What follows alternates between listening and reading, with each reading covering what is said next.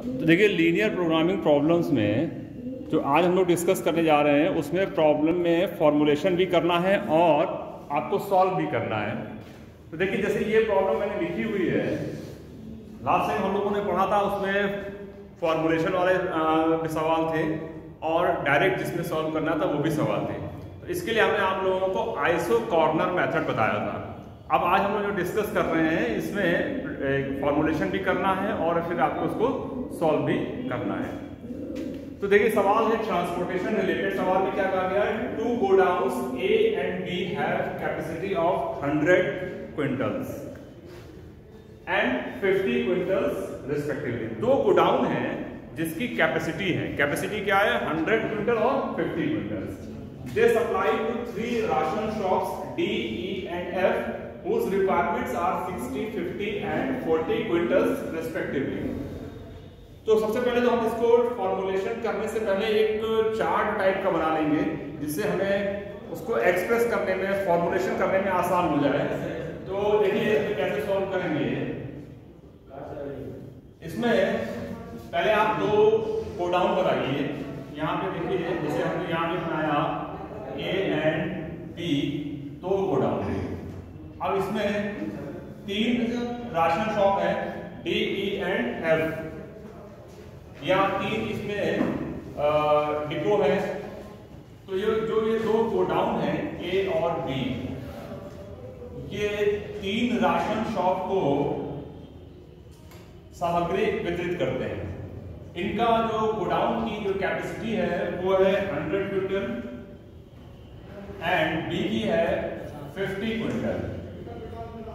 और जो 3 ration shop है डी, ई एंड एफ, इनकी भी अपनी अपनी रिक्वायरमेंट है कि ये राशन शॉप इस क्वांटिटी से ज्यादा के सामान को रख नहीं सकते हैं। तो इनकी कैपेसिटी कितनी है, 60 है, 50 एंड 40 रेस्पेक्टिवली।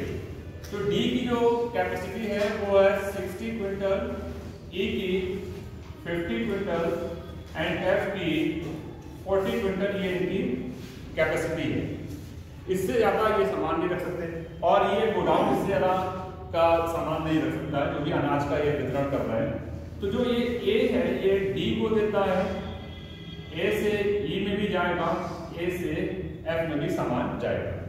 फिर बी जो राशन की शॉप है इसमें से डी को सामान जाएगा, ई को और एफ को जाएगा। अब जो सामान भेजा जाएगा या राशन भेजा जाएगा राशन शॉप में, तो उसके लिए कुछ कॉस्ट आएगी। वो कॉस्ट जो है ये सामने चार्ट में दी हुई है। The cost of transportation is, ये transportation cost per quintal in rupees ये गिवन है। फ्रॉम टू, ए से डी को जाएगा तो 6 रुपए पर क्विंटल के हिसाब से ये ट्रांसपोर्टेशन कॉस्ट लगेगी। ए से जब डी को जा रहा है तो जो कॉस्ट है वो कितनी है, 6 रुपए है। अब इसी प्रकार जब ये ए से ई को जाएगा तो इसकी जो कॉस्ट है वो है ₹3 और ए से एफ को जब जाएगा तो इसकी कॉस्ट है ₹2.5। अब बी से भी, बी जो गोडाउन है वहां से भी सामान जाएगा। बी से जब डी को जाएगा तो उसकी कॉस्ट है ₹4, ई के लिए ₹2 और एफ के लिए है ₹3। इसको मैं ऊपर लिख देता हूं क्योंकि नीचे यहाँ पे कैलकुलेशन करेंगे। तो यहाँ पे लिख दे रहा हूं ₹3। सवाल में क्या पूछा है वो मैंने नहीं लिखा है। ट्रांसपोर्टेशन रिलेटेड प्रॉब्लम है तो मैंने आपको पहले ही बताया था कि जब ट्रांसपोर्टेशन रिलेटेड प्रॉब्लम होगी तो हमें अपना खर्चा जो है वो मिनिमम करना है। तो हमें यहाँ पे मिनिमम कॉस्ट ये निकालना है। मैंने आपको पहले बताया था कि 3 तरीके के प्रॉब्लम्स होते हैं। एक आपका प्रोडक्शन रिलेटेड, जब कंपनी या फैक्ट्री में प्रोडक्शन होता है तो वहां पे ये देखा जाता है कि हमारा प्रॉफिट जो है वो मैक्सिमम हो। दूसरा ट्रांसपोर्टेशन रिलेटेड प्रॉब्लम, जब सामान बन गया या कोई भी माल तैयार हो गया तो उसको जब भेजना है तो हम उसको कैसे भेजें कि हमारी जो ट्रांसपोर्टेशन की कॉस्ट है वो मिनिमम आए। तीसरा डाइट रिलेटेड प्रॉब्लम होती है जिसमें हमें बैलेंस डाइट की बात करनी होती है। फिलहाल अभी हम ट्रांसपोर्टेशन रिलेटेड प्रॉब्लम में हमें मिनिमम खर्चा निकालना है, मिनिमम एक्सपेंडिचर इन सामान को पहुंचाने के लिए, और सब में सामान भी पहुंच जाए, राशन भी पहुंच जाए और खर्चा भी मिनिमम आए। तो देखिए जब हम ए से डी को जा रहे हैं तो इसके सबसे पहले हमें क्या निकालना होगा, फॉर्मूलेशन करना होगा। फॉर्मूलेशन के लिए हमारे पास ऑब्जेक्टिव फंक्शन होना चाहिए। ऑब्जेक्टिव फंक्शन इस सवाल में क्या है, जो खर्चा है ट्रांसपोर्टेशन की कॉस्ट वो मिनिमम आए। फिर होता है कंस्ट्रेंट, फिर होता है नॉन नेगेटिव रिस्ट्रिक्शन। तो सबसे पहले अगर हम देखें तो हमें खर्चा निकालने के लिए, ऑब्जेक्टिव फंक्शन निकालने के लिए अगर हम ए से ए टू डी, ये मान लीजिए एक्स क्विंटल की सप्लाई कर रहा है and A to E y quintal की सप्लाई हो रही है। तो ए से अगर हम डी को सामान दे रहे हैं, राशन दे रहे हैं, तो कितना है एक्स क्विंटल, ये जो लिखा हुआ है ये एक्स क्विंटल हो गया। अब डी की क्षमता कितनी है 60। तो हम पूरा सामान ए से नहीं देंगे, क्योंकि पूरा सामान अगर हम दे देंगे ए से तो हमारे हो सकता है कि ट्रांसपोर्टेशन कॉस्ट बढ़ जाए।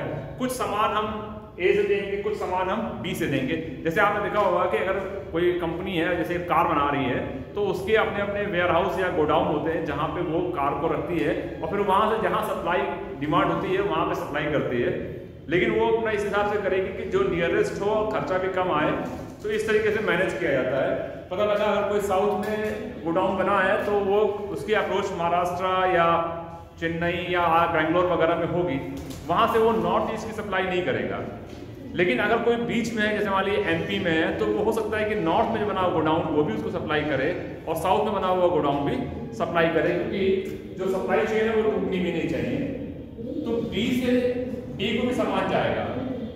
डी की कैपेसिटी कितनी है 60 क्विंटल, ए से कितना हमने भेजा एक्स। तो अब जो डी को चाहिए वो चाहिए कितना, वो चाहिए 60 माइनस एक्स। ये देखिए मैं फिर रिपीट कर रहा हूं, ए से डी को हमने दिया एक्स क्विंटल, तो बी से डी में भी सामान जाना है। डी की कैपेसिटी है 60 क्विंटल, तो जब एक्स दे दिया तो जो बाकी बचेगा वही सामान तो ये बी से लेके, तो अब बाकी बचा कितना 60 माइनस एक्स क्विंटल का राशन इसको चाहिए, तो वो कहां से लेंगे, ये बी से लेंगे। अब देखिए ए से ई को हमने कितना ले दिया वाई क्विंटल। अब ई की जो कैपेसिटी है वो है 50 क्विंटल, तो बी से भी तो ई को जाएगा, बी से ई को जाएगा 50 माइनस वाई। क्यों, क्योंकि बी की कैपेसिटी, ई की कैपेसिटी थी 50 क्विंटल, ई से ए ने दिया वाई, तो बी भी तो देगा, तो 50 माइनस वाई हो जाएगा। अब यहाँ पे कुछ लोग गलती करते हैं कि वो क्या करते हैं कि ए से एफ के लिए जेड ले लेते हैं। अगर आपने जेड ले लिया तो 3 वेरिएबल हो जाएंगे, उसका आप ग्राफ नहीं बना पाएंगे। अब देखिए ए से एफ में सामान जाएगा तो कैसे निकालेंगे। ए की कैपेसिटी कितनी है 100 क्विंटल, ए ने डी को दिया x क्विंटल, ए ने ई को दिया y क्विंटल, तो जो बाकी बचेगा वही तो यहाँ से जाएगा। यानी अब ए से f को जाएगा 100 माइनस x प्लस y, ये जाएगा a से f की तरफ। तो ये तो हो गया a से f की तरफ। लेकिन f की जो कैपेसिटी है वो 40 क्विंटल है और f से b को भी चाहिए, तो जब f से b को चाहिए तो b से कैसे लेगा, टोटल कैपेसिटी है 40 माइनस कितना वो पहले ले चुका है, कहां से a से ले चुका है, तो इसको माइनस कर देंगे 100 माइनस x प्लस y, और थोड़ा सा इसको अगर सॉल्व करके लिख दिया जाए तो ये माइनस माइनस प्लस हो जाएगा, ये आ जाएगा x प्लस y माइनस 60। ये अब आपको ये तो हमने बना लिया मोटा मोटा आउटलाइन कि हमें किसको कितना सामान भेजा, कितना क्विंटल भेजा। अब कॉस्ट, क्योंकि जो सामान भेजा है उसके हिसाब से ही कॉस्ट निकलेगी, और वो कॉस्ट दी हुई है ये यहां पे लिखी हुई है। तो ऑब्जेक्टिव फंक्शन आप बनाएंगे, तो ऑब्जेक्टिव फंक्शन क्या बनाएंगे, ऑब्जेक्टिव फंक्शन हमारा z है। z के लिए हमें कॉस्ट निकालनी है, सवाल थोड़े बड़े होते हैं, इसमें आपको कॉस्ट निकालनी है। तो ऑब्जेक्टिव फंक्शन देखिए कैसे बनेगा, सारा कैलकुलेशन करिए, जितना पूरा भेजा जा रहा है वो सारा इसमें खर्चा ऐड करिए। जैसे ए से कितना गया x क्विंटल, किसको गया d को, इसकी कॉस्ट कितनी थी 6 रुपए, तो z इज इक्वल टू हो जाएगा यहां से 6x, लेकिन इतना ही नहीं है, सारे एक्सपेंडिचर को हमें ऐड करना पड़ेगा। P से कितना गया है 60 माइनस एक्स, और कितनी कॉस्ट है 4 रुपए पर क्विंटल, तो 60 माइनस एक्स क्विंटल गया है और कॉस्ट है 4 रुपए, तो ये हो जाएगा 4 इंटू 60 माइनस एक्स। अब A से E को गया है y क्विंटल और कॉस्ट है 3 रुपए पर क्विंटल, तो कॉस्ट हो जाएगी 3y। B से E को गया है 50 माइनस y और कॉस्ट है 2 रुपए पर क्विंटल, तो 2 इंटू 50 माइनस y। नेक्स्ट है A से F को गया है 100 माइनस एक्स प्लस वाई और कॉस्ट है 2.5, तो 2.5 से हम इसको मल्टीप्लाई कर देंगे 100 माइनस एक्स प्लस वाई। फिर अब B से F को भी समान गया है, ये गया है x प्लस वाई माइनस 60 और जो टोटल कॉस्ट है वो कॉस्ट है ₹3 पर क्विंटल, यानी ये हो जाएगा 3 into x plus y minus 60। ये हमारा ऑब्जेक्टिव फंक्शन लगभग तैयार है, लेकिन अभी हमें इसको सिंप्लीफाई करके लिखना है। तो यहाँ पे इसको अगर हम कैलकुलेट कर लें जल्दी से, तो ये आ जाएगा 6x plus 240 minus 4x plus 3y plus 100 minus 2y plus 250 2.5x minus 2.5y plus 3x 3y minus 180। तो देखिए ऑब्जेक्टिव फंक्शन क्या आया है आपका, कैलकुलेट कर लिया जाए। 6x माइनस 4x तो प्लस 2x बचा, माइनस 2.5 तो माइनस 0.5 बचा और प्लस 3 तो बचा ये 2.5x। अब y के लिए 3y माइनस 2y तो माइनस y बचेगा और माइनस 2.55 तो y और 3 माइनस 1.55 और प्लस 3y तो प्लस 1.5y। नेक्स्ट है 240 और 100, 340 और 250 प्लस का ये आ गया और 180 माइनस कर दीजिए 410, तो प्लस 410 ये आपका आ गया ऑब्जेक्टिव फंक्शन। ये आपका उद्देश्य फलन है और इसको क्या करना है, मिनिमाइज करना, ये ध्यान रखिएगा। सब्जेक्ट टू जो लोग पहले भी क्लास अटेंड कर चुके हैं वो जानते होंगे। सब्जेक्ट टू के बाद आता है कंस्ट्रेंट। कंस्ट्रेंट कहां से बनेगा, कंस्ट्रेंट इन सबसे बनेगा। जैसे यहां से सामान गया, ये जैसे मान लीजिए 60 माइनस एक्स गया, तो जब भी कोई सामान भेजा जाएगा, कहीं राशन का सामान भेजा जाएगा, तो या तो वो 0 होगा या 0 से ज्यादा होगा, मतलब निगेटिव में कभी नहीं होगा। या तो सामान भेजा जाएगा या तो नहीं भेजा जाएगा, यही होगा। तो यहां से सामान जो भेजा जा रहा है वो है 60 minus x greater than equal to 0, यानी ये जो सामान गया है या तो ये भेजा गया तो ग्रेटर देन 0 और नहीं भेजा गया तो इक्वल टू 0। तो 60 minus x greater than equal to 0, तो यहां से पहले ही इक्वेशन मिली x is less than equal to 60। तो देखिए 50 minus y greater than equal to 0, y is less than equal to 50, ये दूसरी इक्वेशन मिली। अब जैसे सामान जो भेजा गया ये x और y ये भी हमेशा ग्रेटर देन 0 होगा, इसको मैंने एक ही में लिख दिया है। नेक्स्ट ये देखिए ये जो भेजा गया सामान ये भी पॉजिटिव होगा, तो 100 minus x plus y is greater than equal to 0, यानी आप इसको लिख सकते हैं x plus y is less than equal to 100। ये हो गया इक्वेशन नंबर 3। नेक्स्ट है ये x plus y minus 60 is greater than equal to 0, इसको लिख सकते हैं x plus y is greater than equal to 60। ये देखिए ये 4 इक्वेशंस आई हैं, यही है कंस्ट्रेंट। इसमें नॉन नेगेटिव रिस्ट्रिक्शन ये जुड़ा हुआ है, इसको हमने 3 और बल्कि इसको आप अलग नाम दे दीजिए 4 and 5। अब आपका आधा काम हो गया। आधा काम क्या हो गया? फॉर्मुलेशन। अब आपको फॉर्मुलेशन कभी कभी सवाल में दिया होता है, कभी कभी नहीं दिया रहता है, तो आपने ये क्या किया है? फॉर्मुलेशन कर लिया है। फॉर्मुलेशन करने के बाद अब आपको इसको सॉल्व करना है विद द हेल्प ऑफ आइसोटॉर्नर मेथड। उसके लिए आपको सबसे पहले क्या करना है? ग्राफ बनाना है। तो लास्ट में मैंने आपको ग्राफ ऐसे ही बना के दिखाया था कि ग्राफ पेपर के बगैर है, और अगर आप इसको बनाएंगे तो ग्राफ पेपर के साथ बनाएंगे। देखिए ये सब क्या है? ये सब लाइन है। जैसे अगर मान लीजिए हम इसको दिखाएं, पहले इसको ले लेते हैं। जैसे इन इक्वेशन 4, इसको अगर हम कन्वर्ट करें, convert in equation 4 into equation, इसको अगर हम इक्वेशन में कन्वर्ट करेंगे तो क्या आएगा? x plus y is equal to 100। ये एक स्ट्रेट लाइन है जिसको हम लोग रिप्रेजेंट करते हैं एक लीनियर इक्वेशन से। Every linear equation represents a line, straight line. तो इसको हम ग्राफ बनाएंगे। ग्राफ बनाने के लिए देखिए, ग्राफ बनाएंगे आप इस तरीके से,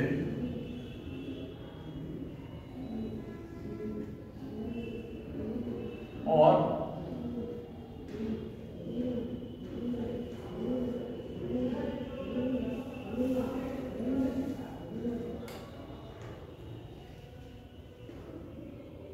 ये जो ग्राफ मैंने बनाया है, यहां पे आपको ग्राफ पेपर मिलेगा तो आप ग्राफ पेपर पे बनाएंगे। ये जो लाइन है ये कैसे जाएगी? अगर आप इसको दिखाएंगे लाइन को, ये लाइन अगर एक्स एक्सिस को कट करेगी तो y क्या होगा? 0 रखेंगे। If cuts x axis and put y is equal to 0, तो x कितना आ गया? 100। तो पॉइंट कितना आ जाएगा? पॉइंट आ गया 100, फिर अगर यही लाइन y एक्सिस को कट करेगी तो आप इसमें x को 0 रखेंगे तो y कितना हुआ? 100। तो पॉइंट क्या हो जाएगा? 0, 100। अब देखिए 100 पॉइंट को आप ग्राफ पेपर में ड्रॉ करेंगे तो बहुत बड़ा हो जाएगा। तो आपको करना क्या? उसको एक स्केल ले लेना है कि 10 centimetre is equal to 1 centimetre is equal to 10 unit. एक खाना बराबर 10 इकाई। 1 centimetre is equal to 10 unit. तो ये लाइन हमने ड्रॉ करी।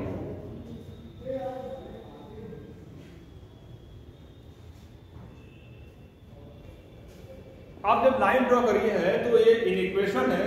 इनइक्वेशन में हमेशा हम ये देखते हैं कि ओरिजिन को सेटिस्फाई करने वाला एरिया है। हमारा रीजन क्या होगा आंसर सोल्यूशन के लिए? ये वाला एरिया होगा या फिर ये वाला एरिया होगा? तो हम इसमें इनइक्वेशन में 0 को सेटिस्फाई करा के देखते हैं। Put x is equal to 0 and y is equal to 0 in 4। जब हमने इसमें x 0 y 0 रखा तो क्या मिला आपको? 0 plus 0 is less than equal to 100। यानी 0 जो है वो 100 से छोटा है ही है। इसका मतलब हुआ विच सेटिस्फाइज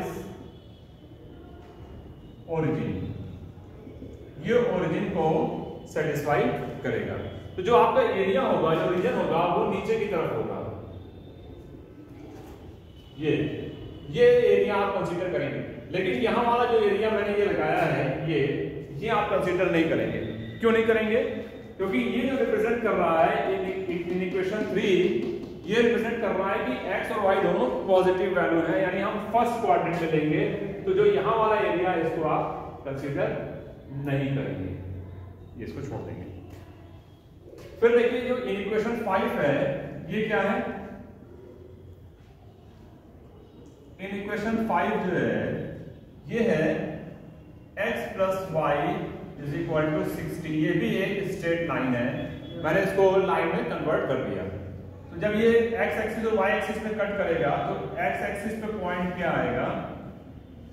60, 0 और y एक्सिस पे पॉइंट क्या आएगा? 0, 60। तो यहां पे देखिए एक और लाइन बनाएंगे 1 2 3 4 5 6 1 2 3 4 5 6 और इसको मिला देंगे। अब आपको देखना है कि ये लाइन जो है ये ओरिजिन को सेटिस्फाई करेगी या नहीं करेगी। तो इसको ओरिजिन को सेटिस्फाई कराने के लिए आप इसमें 0 0 रखेंगे। देखिए put x equal to 0 y is equal to 0 in 5। इसमें रखेंगे तो 0 + 0 > 60।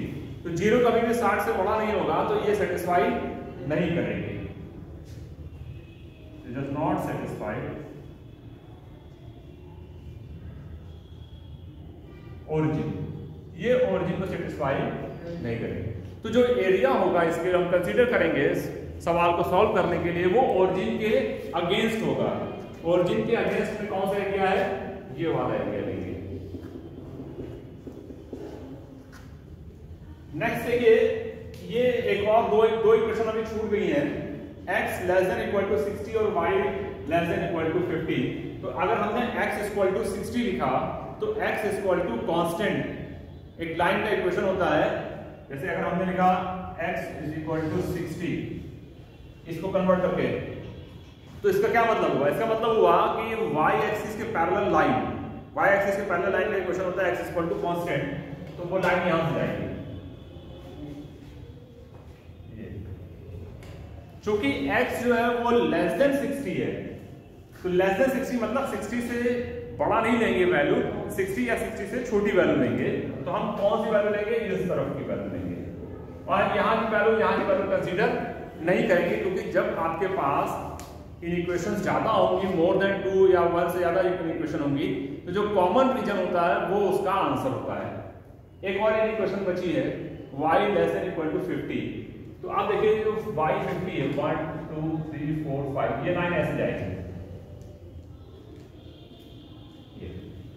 और y क्या है, <50 है। तो y की जो वैल्यू है वो 50 से ज्यादा नहीं होगी, या तो 50 होगी या 50 से कम होगी। तो हम ये वाला एरिया लेंगे, ये एरिया नहीं लेंगे।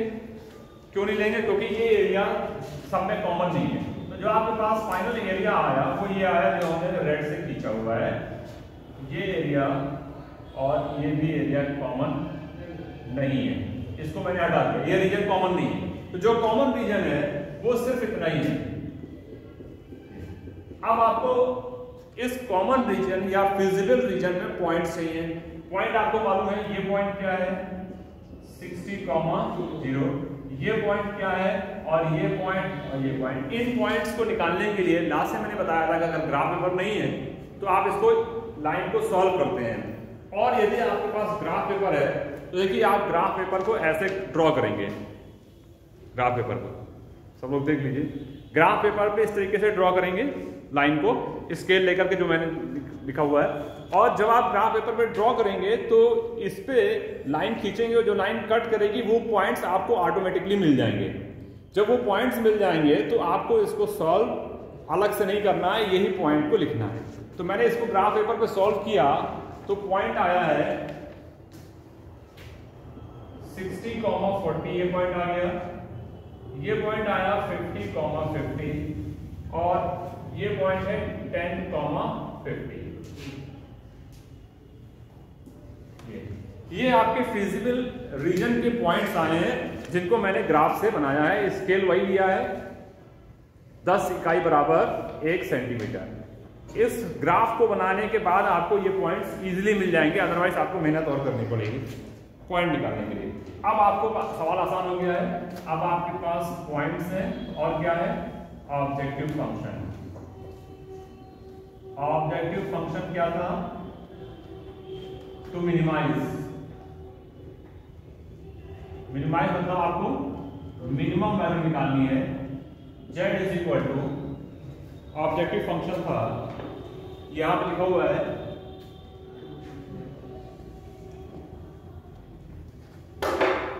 z = 2.5x plus 1.5y plus 410